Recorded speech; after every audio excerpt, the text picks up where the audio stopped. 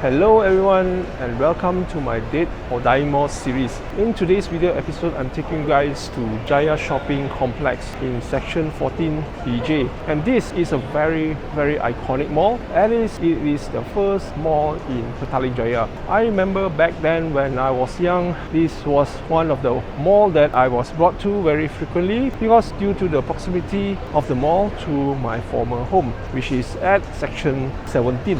For those who are watching this video and are old enough to remember, this was the mall, and since it was the first mall in PJ, many of the older generations who are watching this video will definitely step foot in this mall. I can guarantee you that. However, fast forward to today in 2024, this mall has seen its better days. Honestly, this is my third time step foot to this mall after it was tear down and completely rebuilt in 2014. Right now it is on the weekdays and at the moment it's during lunchtime, and you can see there's a very low foot traffic in this mall. By right, they should be packed, lively, because this mall in actual fact is surrounded by a lot of residential houses and a lot of offices. So it's kind of sad to see the current state of this mall, since it is one of my childhood malls that I grew up with. Right now on the ground floor, there is about 1/3 of the retail outlets are unoccupied. This is not a good sign for a very established mall. In today's standard, this is a very small mall, but back then in the early conception days, this mall is considered one of the bigger malls. But tell me in the comments down below if you have visited this mall in the past couple of years and what was your experience back then. Write in the comments down below. Now we are at the first floor, and as you can see, there are more retail outlets that are closed and available for rent. One thing I would like to highlight is that this video that I am making for you guys to see is just for entertainment value. I'm also a human being. I may get certain things or facts wrong. Do not take it as gospel. If I get something wrong or there is a mistake, please do forgive me, as I'm just a normal guy holding a camera, just talking on the internet and sharing with you guys my personal opinions and thoughts. That's about it. Hey guys, I hope you like this video. If you do, smash the like button, and also please consider subscribing to my channel if you enjoy this Date and Die More series. On the second floor, half of the retail outlets are no longer operating. I believe it will be the same case. The higher floors we go up, the less retail outlets will be operating. And based on the comments that I've read, some of you guys have mentioned if you've seen mall with a lot of furniture retailers and carpet retailers, that is one of the signs the mall is not doing well or is going under. Write in the comments down below and tell me if this assessment is accurate or not. Share your opinions and thoughts. I'd like to know if this is a bias or am I wrong in this assessment. Now we are on the third floor, and as you can see, there are more retail outlets that are no longer operating. This section of the mall very much very quiet, except for this Avo Kebab Turkish restaurant. Whereas as you can see, there's barely anyone here. Overall, this floor also there's less than 50% occupancy. I don't know what happened to this mall after they tear down and refurbish it. Here's a question for those who frequently patron to Jaya Shopping Complex. Tell me in the comments down below what happened actually after they refurbished this mall. Was this mall doing better or after they refurbished it? Tell me which is your preference also. On the fourth floor, Mr. DIY pretty much dominate the entire floor. They occupy almost half of the retail space here. And on this section, the entire retail is dead. As you can see, this was Daiso.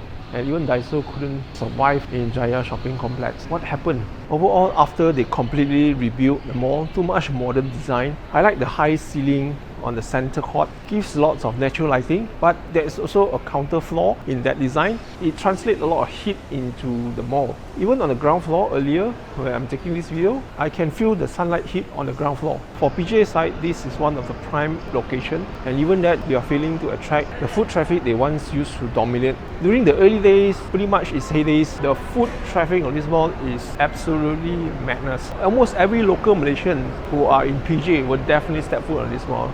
But now it's a different story. On the fifth floor, at least the TGV cinema is here. But overall, on the fifth floor, there are only two tenants. One is a gaming and another one is TGV cinema. The rest of the tenant here seems to be closed for business. As for the lower ground floor, most of the retail outlets here are F&B. For lunchtime, the crowd is decent.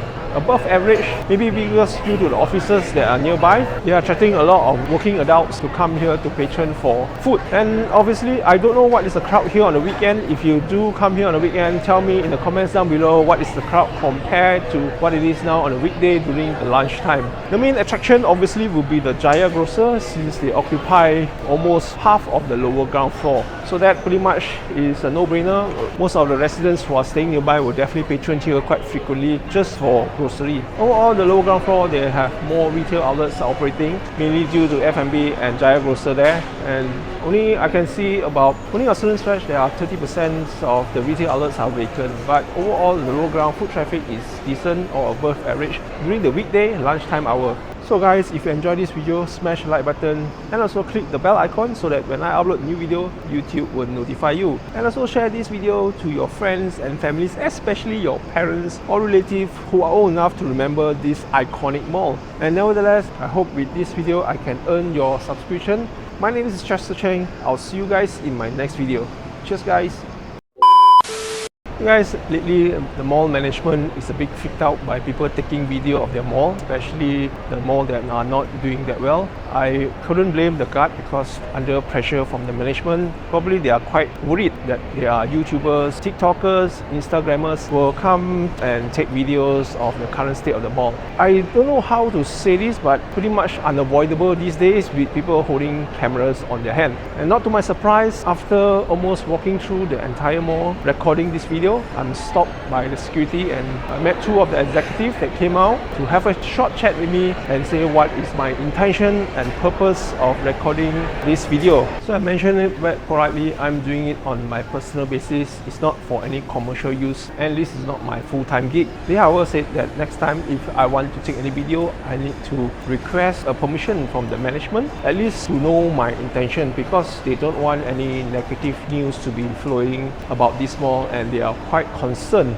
if this video are negative and then they will lose more foot traffic. Well, I don't know about that, but I can say one thing is that any news or any publicity is also publicity. The two young executives also kind of agree with me, but the management, however, is a different story because they are more or less living in the past. There is almost zero way you can stop people recording these days since everybody owns a handphone.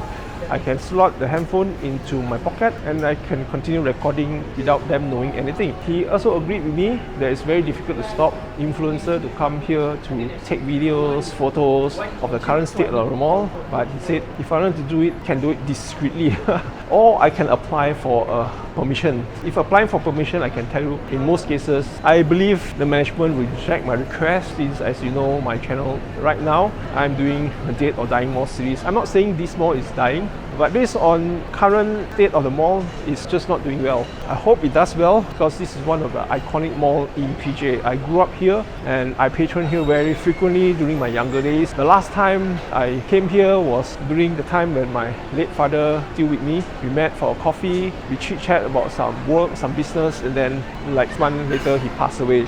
In short, I have a weird attachment to this mall. I don't know how to tell you, but this is what it is.